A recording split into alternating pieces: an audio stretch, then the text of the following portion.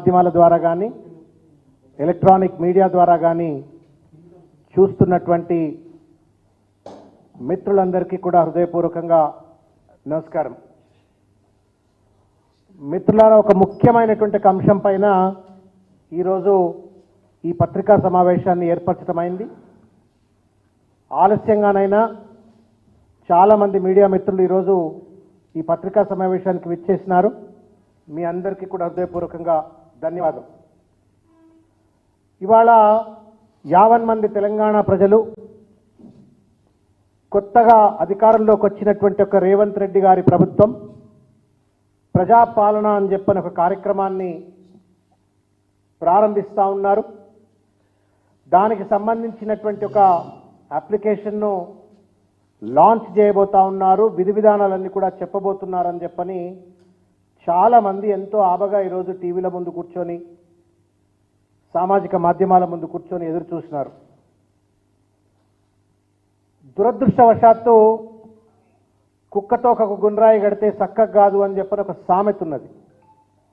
ఆ సామెత ఇవాళ గౌరవనీయ తెలంగాణ రాష్ట్ర ముఖ్యమంత్రి రేవంత్ రెడ్డి గారికి కూడా వర్తిస్తుంది. There is a saying also in English, old habits die hard అని. తన స్వతహా నైజాన్ని, తనకు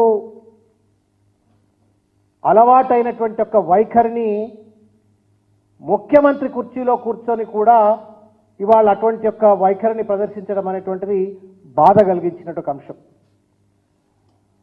ప్రజాపాలన 6 గ్యారంటీల అమలు కోసం అని చెప్పని ఈ దరఖాస్తు ఫారంను లాంచ్ చేసినారు.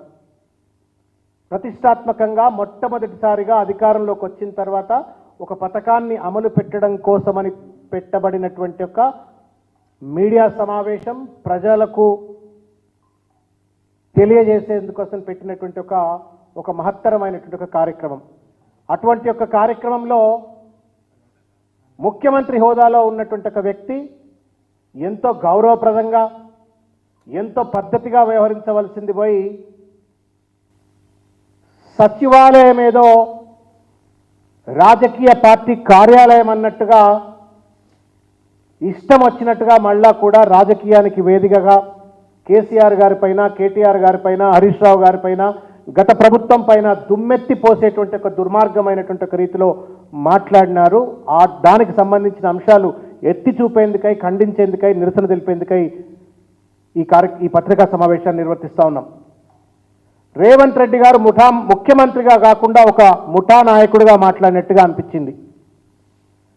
గడీల పాలన అంటూ గత ప్రభుత్వం మీద ఏడుపే తప్ప గ్యారంటీలను అమలు చేయాలన్న చిత్తశుద్ధి ఈ సీఎంకు ఉన్నట్టుగా కనబడలేదు.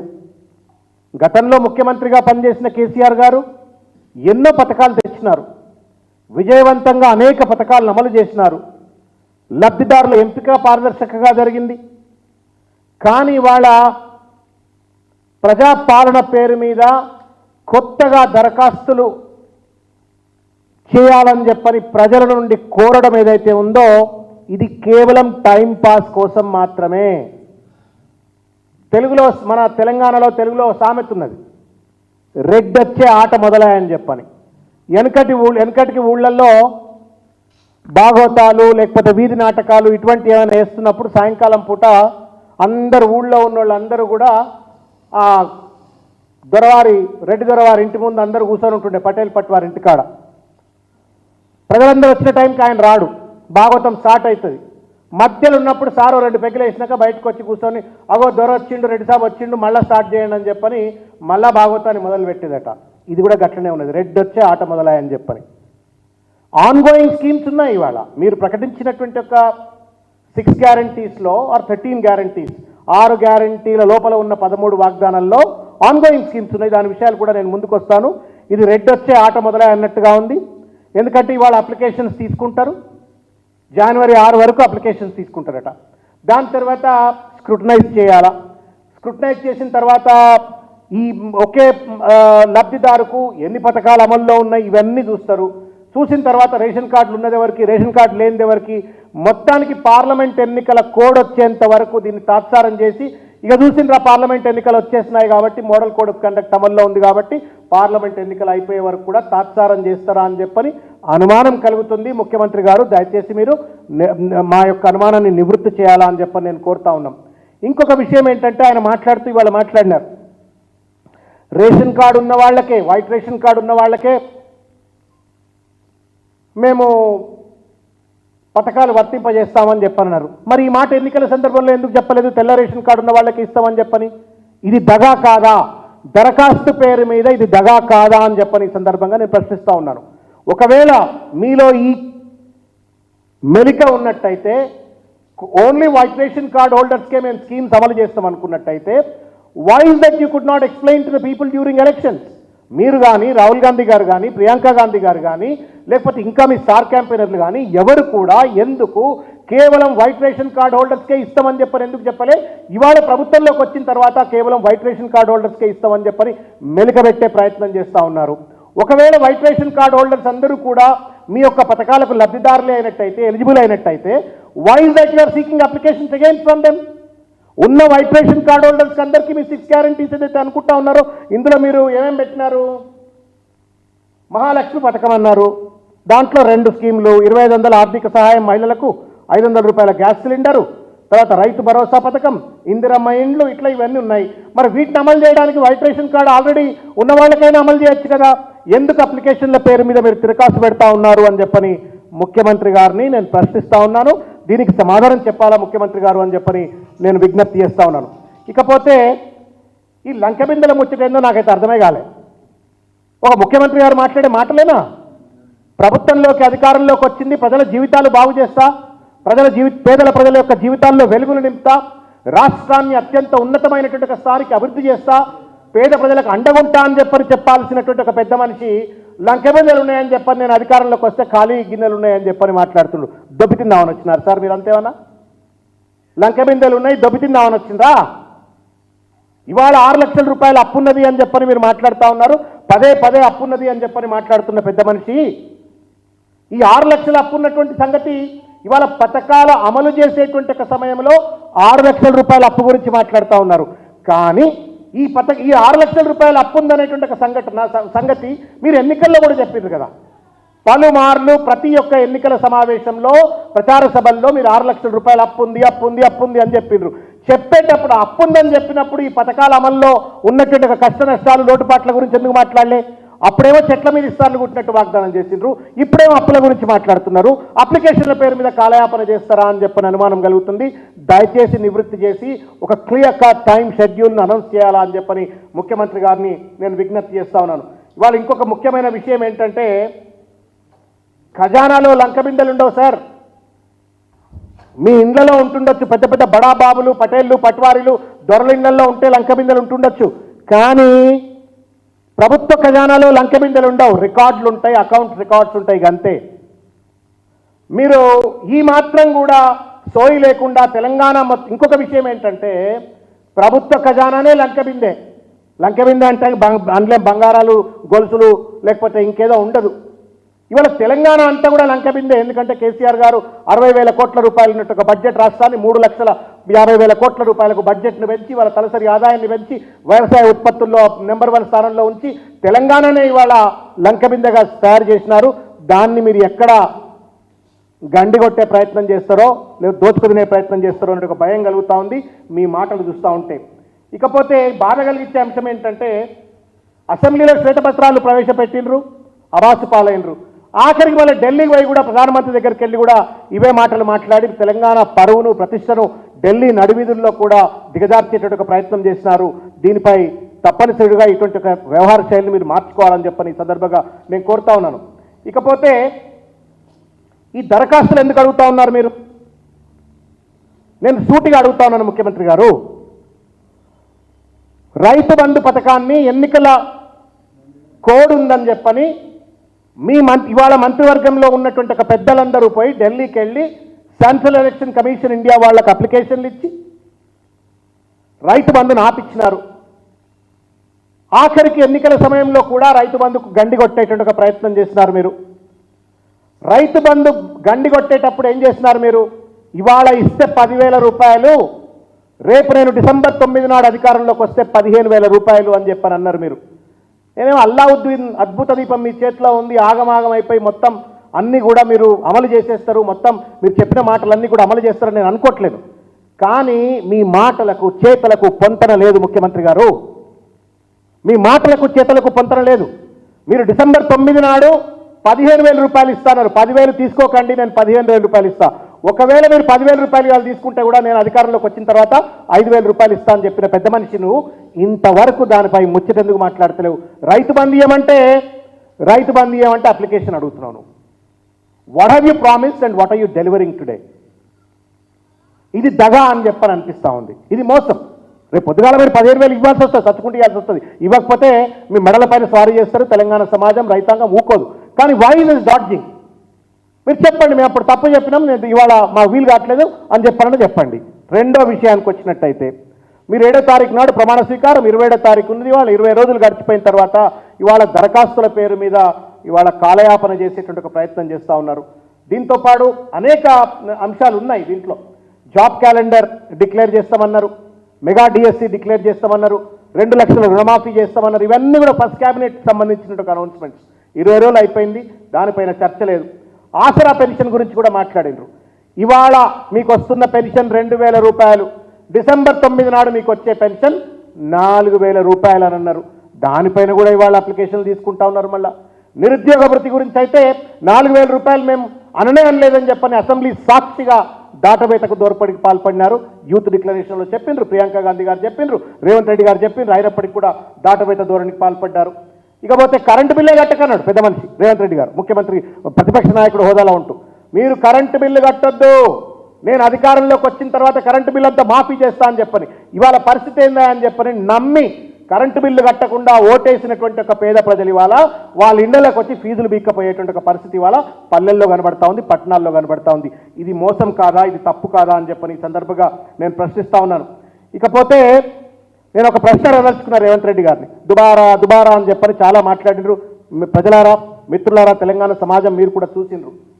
దుబారా అంటున్నాడు కదా, ఖాళీ కుండలు ఖాళీ బిందెలు అన్నాడు కదా, లంకె బిందెలు అనుకొని వస్తే ఖాళీ బిందెలు అనుకున్నాడు కదా. ఏం అడ్వర్టైజ్మెంట్ అండి ఇది? పైసలే లేవంటున్నావు కదా, పైసలే లేవనడానికి అడ్వర్టైజ్మెంట్లు ఎందుకు? ఒక నమస్తే తెలంగాణకు తప్ప ఇవాళ దేశంలో ఉన్నటువంటి అన్ని పేపర్లకు అడ్వర్టైజ్మెంట్లు ఇచ్చాడు.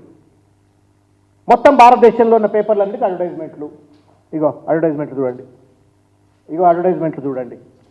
ఇది తెలుగే చూపెడుతున్నాయి, ఇంగ్లీష్ పేపర్ లేవు. ఇంకా ఎన్ని కోట్ల రూపాయలు ఖర్చు పెట్టినావు నువ్వు? ఒకవేళ మీరు అన్నట్టుగానే ముఖ్యమంత్రి గారు ఖజానా లేదు, ఖాళీ అయింది, దుబారా జరిగింది, ఖాళీ బిందెలు ఉన్నాయి, లంక బిందెలు అనుకొని మీరు ఆశపడి మీరు అధికారంలోకి వస్తే ఖాళీ బిందెలు అయినాయి, కరెక్టే, ఒప్పుకుంటున్నా. మరి ఈ అడ్వర్టైజ్మెంట్ ఎందుకు ఇస్తున్నావు? మరే ఎందుకు దుబారా చేస్తున్నావు? ఇది దుబారా కాదా అని చెప్పని ఇవాళ నేను ప్రశ్నిస్తా ఉన్నాను. ఇంకొక ముఖ్యమైనటువంటి ఒక విషయం, ముఖ్యమంత్రి గారు చాలా కీలకమైనటువంటి అంశం. ప్రజలు ఎంతో ఆశతోటి నమ్మకంతో మీకు ఓట్లేసిండ్రు. దయచేసి మీరు అప్లికేషన్ల పేరు మీద కాలయాపన చేస్తే మాత్రం పద్ధతి కాదు. మీరు రైతు భరోసా పథకం వెంటనే అమలు చేయొచ్చు, మీరు 200 విద్యుత్ పథకాన్ని వెంటనే అమలు చేయొచ్చు, మీరు మహిళా లక్ష్మి పథకాన్ని వెంటనే అమలు చేయొచ్చు, మీరు 500 రూపాయల గ్యాస్ సిలిండర్ వెంటనే అమలు చేయొచ్చు. మీరు దీనికోసం మీరు తాత్సారం చేయవలసిన అవసరం లేదు, అప్లికేషన్లు అవసరం లేదు, అప్లికేషన్ల పేరు మీద కాలయాపన చేయవలసిన అవసరం లేదు అని చెప్పని ఈ సందర్భంగా నేను తెలియజేస్తూ, ఇంకొక ముఖ్యమైన విషయం, కొత్త బిచ్చగాడు పొద్దెరడనట్టున్నది ముఖ్యమంత్రి గారు వైఖరి. మనం అందరము కొద్దో గొప్ప సామాజిక స్పృహ ఉన్నటువంటి ఒక వ్యక్తులం. తెలంగాణ సమాజం చైతన్యవంతమైన సమాజం. సమయము సందర్భము, ఏ సమయంలో ఏ సందర్భంలో ఏం మాట్లాడాలి అనేటువంటి ఒక కనీస ఔచిత్యం పెద్ద పెద్ద నాయకులు, పెద్ద పెద్ద కుర్చీల్లో కూర్చున్న వాళ్ళకు ఉండాలి. ముఖ్యమంత్రి పదవిలో కూర్చున్నటువంటి రేవంత్ రెడ్డి గారు కనీస ఇంగితము, విఘ్నత, ఔచిత్యాన్ని మర్చిపోయి ఇష్టం వచ్చినట్టుగా మాట్లాడేట ప్రయత్నం చేస్తున్నారు. ఆ కుర్చీకి ఉన్నటువంటి ఒక డిగ్నిటీ ఒకటి ఉంటుంది. ఆ పక్కన కూర్చున్నామే శాంతాకుమారి అనుకుంటా, శాంతకుమారి గారు, చీఫ్ సెక్రటరీ, ఐఏఎస్ ఆఫీసర్. ఆయనక సుల్తానియా అని ఇంకొక ఆయన కూర్చున్నాడు. చుట్టంతా నాకు తెలిసి ఐఏఎస్ ఆఫీసర్లు ఉన్నారు, ఐపీఎస్ ఆఫీసర్లు ఉన్నారు, బ్యూరోక్రాట్స్ ఉన్నారు. ఒక రాజకీయ మీటింగ్ కాదు అది, ఒక అడ్మినిస్ట్రేటివ్ ప్రోగ్రామ్ను, పాలసీని, పబ్లిక్ పాలసీని లాంచ్ చేసే మీటింగ్. దాంట్లో ఇష్టం వచ్చినట్టుగా మాట్లాడేటట్టు ఒక ప్రయత్నం చేసినారు. దీన్ని తీవ్రంగా ఖండిస్తూ ఒక మాట నేను చెప్పదలుచుకున్నా. దయచేసి వ్యక్తిగతంగా మీకు ఇటువంటి ఒక సంప్రదాయాలపైన నమ్మకం లేకపోయినా ఆ కుర్చీ మీద కూర్చున్నప్పుడు మాత్రం తప్పనిసరిగా ఈ సంప్రదాయాలను పాటించాలి. ఎందుకంటే అధికారం ఉంటుంది, పోతుంది.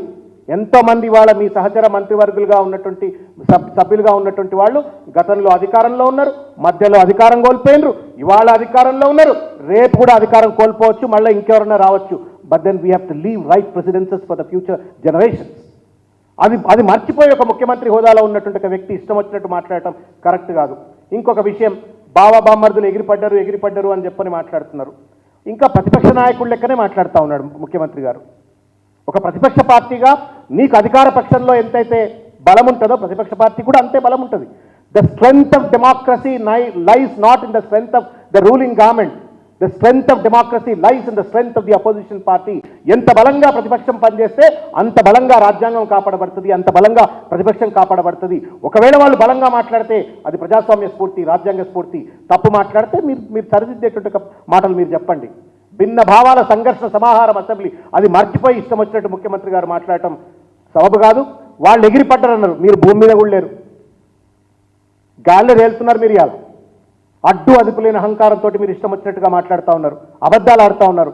ఇదే హరీష్ రావు గారు కదా, మేము అసెంబ్లీ సాక్షిగా పీపీటీ చేస్తాం, లెక్కలతో మేము సృష్టించిన ఆస్తులకు సంబంధించిన లెక్కలన్నీ మేము చెప్తామనంటే మీరు పవర్ పాయింట్ ప్రజెంటేషన్స్కు పర్మిషన్ ఇవ్వకపోతే తర్వాత కేటీఆర్ గారు తెలంగాణ భవన్లో చేస్తే మీ ఇంటికాడ పోయేదో తమాషా చేసిండ్రు అసెంబ్లీలో మాట్లాడకుండా అని చెప్పని దాన్ని కూడా ఎక్కసెక్కాలాడే ప్రయత్నం చేయటం న్యాయమా ముఖ్యమంత్రి గారు? ఇంకొక విషయం, వారు చేసిన ప్రజెంటేషన్ పార్టీ కార్యాలయంలో, మీకంటే గాంధీ భవన్లో ప్రెస్ మీట్లు పెట్టే అలవాటు లేదు. మీ ఇంట్లో ప్రెస్ మీట్, మీ ఇల్లే పార్టీ ఆఫీస్ కాబట్టి మీకు అలవాటు లేదు. కానీ పార్టీ కార్యాలయంలో ప్రజలకు సంబంధించిన అంశాన్ని పవర్ పాయింట్ ప్రజెంటేషన్ చేస్తే కూడా దాన్ని కూడా తూలనాడేటువంటి ఒక పరిస్థితి సబబు కాదు అని చెప్పని ఈ సందర్భంగా తెలియజేస్తా ఉన్నాను. ఇంకొక విషయం ఏంటంటే మేనేజ్మెంట్ కోటా అని చెప్పని మాట్లాడుతున్నారు. మీది పేమెంట్ కోటా సార్, ఎట్లా చెప్పిండ్రు గారు కేటీఆర్ గారు బడ చెప్పిండ్రు, మీది పేమెంట్ కోటా. ఈ మాట మేము అనలా. ఇవాళకి కూడా కోమటిరెడ్డి వెంకటరెడ్డి గారు మీరు కోట్ల రూపాయలు ఖర్చు పెట్టి ఢిల్లీలో పీసీసీ అధ్యక్ష పదవి కొనుక్కొచ్చుకున్నారు అని చెప్పని కోమటిరెడ్డి వెంకటరెడ్డి గారు అన్నారు. దాన్ని ఇంతవరకు ఆయన విడ్రా చేసుకోలే, ఖండించాల. మీ సహచర మంత్రివర్గ సభ్యుడు, మీ మాజీ పీసీసీ అధ్యక్షుడు వి హనుమంతరావు గారు కూడా చెప్పిండ్రు మీరు సీట్లు కొనుక్కొచ్చుకున్నారని చెప్పని. మీరు వచ్చేసి మేనేజ్మెంట్ కోటా అని మాట్లాడతారు, మీది పేమెంట్ కోటా అనేటువంటి ఒక సంగతిని నేను గుర్తు చేస్తూ ఉన్నాను. ఇంకొక విషయం ఏంటంటే దురదృష్టం, బాధ కలిగించింది, fourth pillar of democracy me media మిత్రులు.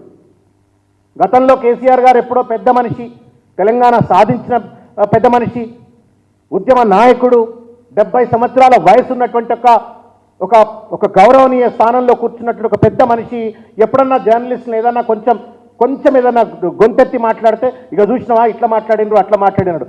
మీ భాష ఏంది ముఖ్యమంత్రి గారు? అరే నాయన అంటారు, రారా పోరా కొడతారు మీరు జర్నలిస్టులను. మీరేమో రారా పోరా కొట్టచ్చు, అరే నాయన అనొచ్చు, ఇష్టం వచ్చినట్టు మీరు మాట్లాడచ్చు. గమ్మత్ ఏంటంటే నేను స్వేచ్ఛని ఇస్తా, మీరు దుర్వినియోగపరచుకోవద్దు అని అనుకుంటూనే అరే పోరే కొడుతుంటారు, రారా పోరా కొడుతుంటారు, అరే నాయన అంటుంటారు. మరి ఇది సంస్కారవంతమైన భాష? ఇది దొరరికం కాదా రేవంత్ రెడ్డి గారు? ఇది ఒక జర్నలిస్ట్ను, ఫోర్త్ పిల్లర్ ఆఫ్ డెమోక్రసీని, నా దృష్టిలో వాళ్ళు సోషల్ వారియర్స్, సోషల్ సోల్జర్స్, వాళ్ళని పట్టుకొని నువ్వు రారా పోరా నాయన అని చెప్పి నువ్వు ఎట్లా అరే నాయన ఎట్లా మాట్లాడతారు, అరే పోరా ఎట్లా కొడతారు మీరు? ఇది మీ హోదాకు తగ్గదు అని చెప్పని కూడా ఈ సందర్భంగా నేను గుర్తు చేస్తూ ఉన్నాను. ఇకపోతే ముఖ్యమైన అంశం మిత్రులారా, సెక్రటేరియట్ బిల్డింగ్ గురించి, ప్రగతి భవన్ బిల్డింగ్ గురించి ఇష్టం వచ్చినట్టు మాట్లాడుతూ ఉన్నారు. నేను అడుగుతా ఉన్నాను ముఖ్యమంత్రి గారిని, వాళ్ళ ఇది ఆన్ రికార్డ్ భారత రాష్ట్ర సమితి అధికారికంగా డిమాండ్ చేస్తున్నటువంటిది. నిజంగానే ముఖ్యమంత్రి రేవంత్ రెడ్డి గారికి సెక్రటేరియట్ అనేటువంటిది ఒక దుబారా ఖర్చు అయినట్టయితే, party stands with you, BRS party stands with you. ఈ సెక్రటేరియట్ను వెంటనే అత్యంత ప్రతిష్టాత్మకమైనటువంటి నగర నడిబొడ్డున డాక్టర్ బిఆర్ అంబేద్కర్ హాస్పిటల్గా మార్చండి. ముఖ్యమంత్రి గారు ఒకవేళ దుబారా ఖర్చు మీకు అనిపించినట్టయితే, ఆ బిల్డింగ్ కనుక సెక్రటేరియట్కు ఉపయోగపడదు, అవసరం లేదు అనుకున్నట్టయితే, అది కనుక మనకు ఏమాత్రం కూడా ఉపయోగపడదు అనుకున్నట్టయితే, అది తెలంగాణ ప్రతిష్టకు వ్యతిరేకం అనుకున్నట్టయితే, దాన్ని డాక్టర్ బిఆర్ అంబేద్కర్ హాస్పిటల్గా మార్చండి, ఆసుపత్రిగా మార్చండి. The largest hospital in the country అవుతుంది, మార్చి పడేయండి. We have no objection. కులుకుతా ఉన్నారు మీరు అందులో కూర్చొని. మళ్ళా మరో పక్కనేమో మీరు ఇవాళ అది అడ్డమైన ఖర్చు అని చెప్పని మీరు ఇవాళ మాట్లాడే ప్రయత్నం చేస్తారు. Please convert it. It's an open challenge. మీరు నిజంగానే మాట్లాడే మాటల్లో కనుక సహేతుకత ఉంటే, విశ్వాసం ఉంటే, నమ్మకం ఉంటే, అది నిజమైతే దాన్ని డాక్టర్ బిఆర్ అంబేద్కర్ హాస్పిటల్గా మార్చండి. ప్రగతి భవన్ గురించి మీరే ఎన్నికలకు పోయింది కదా, నాకు బాగా గుర్తు. 2018 ఎన్నికలకు ముందు నేను కూడా ఉన్న అక్కడనే. ఉత్తమ్ కుమార్ రెడ్డి గారు, పొన్నం ప్రభాకర్ గారు వీళ్ళందరూ కూడా అన్నారు ప్రగతి భవన్ను మేము హాస్పిటల్గా మారుస్తామని చెప్పని. ఇవాళ మీరు సెక్రటేరియట్ను హాస్పిటల్గా మార్చండి, ప్రగతి భవన్ను ఒక ఇంటిగ్రేటెడ్ ఎడ్యుకేషన్ ఇన్స్టిట్యూషనో లేకపోతే ఆర్ఫనేజ్గా మార్చండి, నో ప్రాబ్లం. మీకు ఇష్టం లేకపోతే ఆర్ఫనేజ్ మార్చండి.